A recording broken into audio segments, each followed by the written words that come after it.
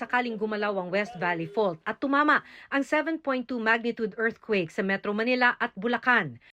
Handa nga ba ang mga ospital sa bansa para tugunan ang mga mangangailangan ng atensyong medikal?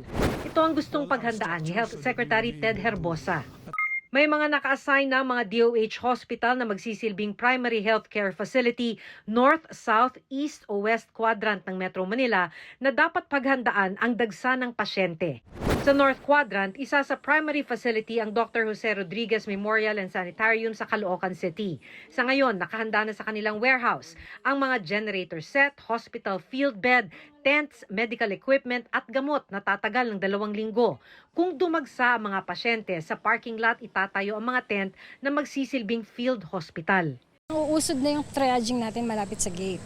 So doon pa lang, i-check na natin yung mga patients kung ano nga silang category, kung sila ba ay walking wounded or sila ay urgent. So yung makakapasok lang sa banda rito is the red patients.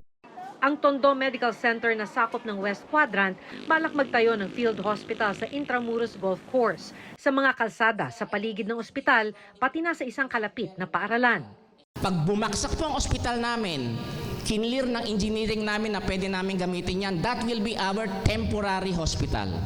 May mga ospital mula sa rehiyon na sasaklolo sa mga naka-assign na primary healthcare facilities sakaling tumama ang The Big One. Pero sa DOH briefing, sabi ni Dr. Imelda Mateo ng Amang Rodriguez Memorial Hospital na isa naman sa mga ospital na sakop ng East Quadrant, kailangang maghanda sakaling hindi kaagad makarating ang saklolo.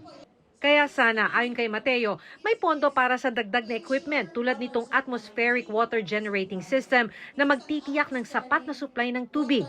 Hihingi pa ng pondo ang DOH dahil 100 million pesos na lang ang natitira sa Emergency Response Fund ng kagawaran ngayong taon.